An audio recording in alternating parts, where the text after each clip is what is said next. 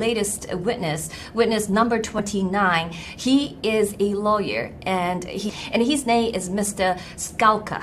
Skalka is a practiced law for 35 years in the financial stress bankruptcy proceeding. So Luke Dupont from Paul Hastings firm is the trustee, Chapter 11 trustee that was appointed by the DOJ for Miles Guo's bankruptcy proceeding with trustee. Okay, so through the bankruptcy proceeding of Miles Guo's Chapter 11 bankruptcy, Paul Hastings has already billed for $25 million.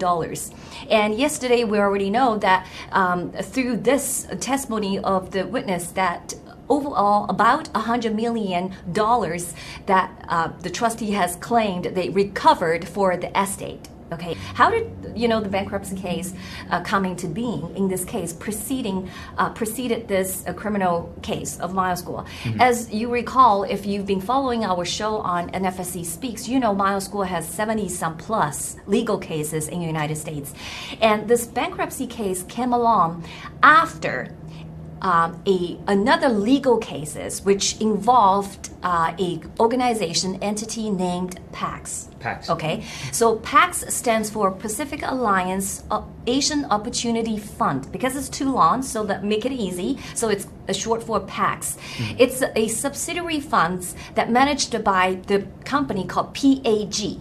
Okay, Pacific Alliance Group, which based in Hong Kong, registered in Cayman Islands, and headed by a CCP spy. Okay, it did come up in the cross-examination, and our lawyer did mention that this person has been allegedly by the Mr. Guo that has been the CCP spy.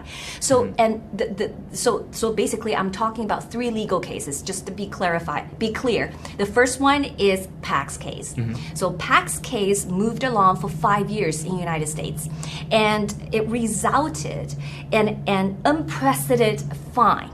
Okay, and the fine was issued by the court of also Southern District of New York, by the court on February 9th, 2022.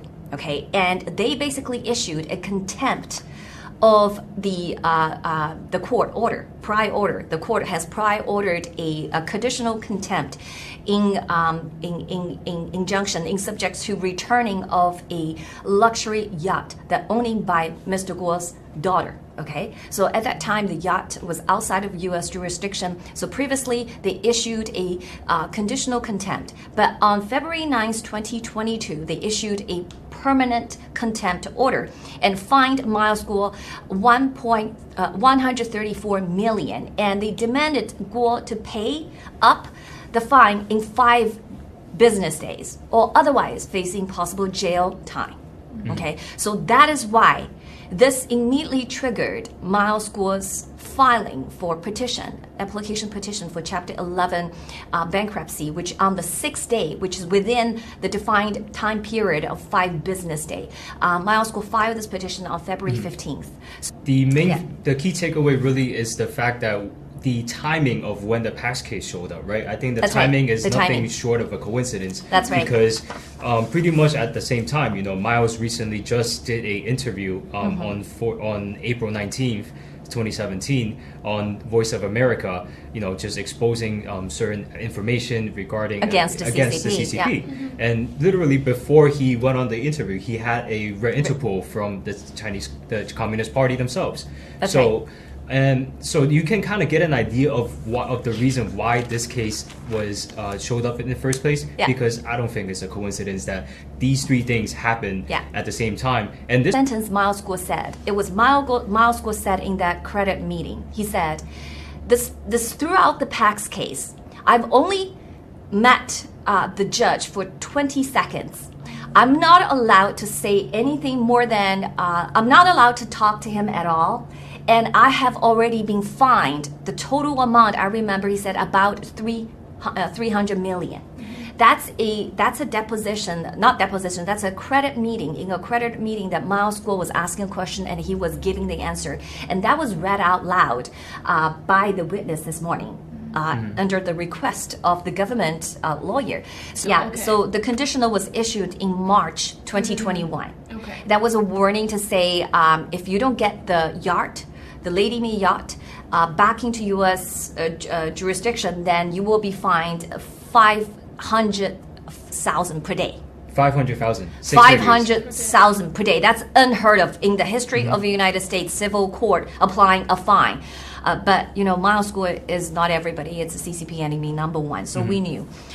One issue that pointed out by our cross is really interesting that I didn't know, because they mentioned about, I know the fact that the Luc Dupont and this firm that they returned, where the witness came from, they actually collectively filed another civil RICO against Miles Guo. Okay, so this was actually, I think it was is it last year? Yeah, last year. Yeah, I think it was the last year they fired. And come through, the information came through the cross is they actually can triple the claim in terms of what they've already get paid right now. Okay, so you remember 25 million plus 2 million, 27 million, both of them, right? Both Paul Hastings and this witness's firm already get paid out of the recovery for the estate. But this civil RICO complaint would allow them to sweeten, I guess, the pot of money that will be available to pay their fees and triple. Basically, that's almost a jackpot. Right, and also the question is, so if the civil RICO is paused, then there will be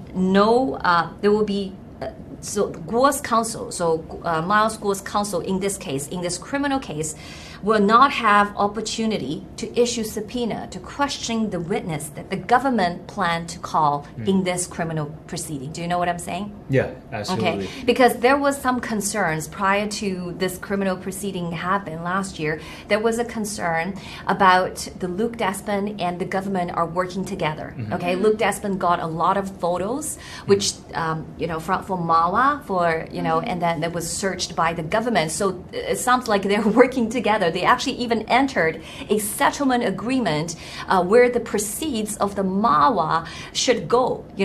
Which one should get how much money between the government and the trustee. Yeah, so it's like they're working together behind the curtain, but this is a criminal legal case and Miles Guo trying to defend himself. So this is absolutely no, right? So this is why I think the cross, a very clear, pointed this out. There is a clear motivation. Why? First of all, they brought even this civil RICO is because they can sweeten the jackpot, right? And the second, why they then immediately put a pause on the civil RICO is because they don't want us, Miles Guo's counsel, to be able to subpoena and question those witnesses that the government is about to use. Where's the end of his testimony? testimony? You know what? I would love to have Luc Despin sitting in that witness chair. Seriously, I would love to have him, but I don't think he will make it. But in the second redirect, there's a question asked by Ferguson, which is one of the team member of the prosecutor team, and he asked this witness. He said, "Who is the judge in the PAX case?" And then the witness said, "Oh, it's Judge Oster, blah blah." And then he said, "Is he a member of the CCP?" And then the witness answered definitively no. Right? He said no, he's not, and people laughing, right? But at the end of the recross, they started second round of direct. There's a question asked by Ferguson, ask this witness, and he said, "Are you a CCP spy?" And the witness said no.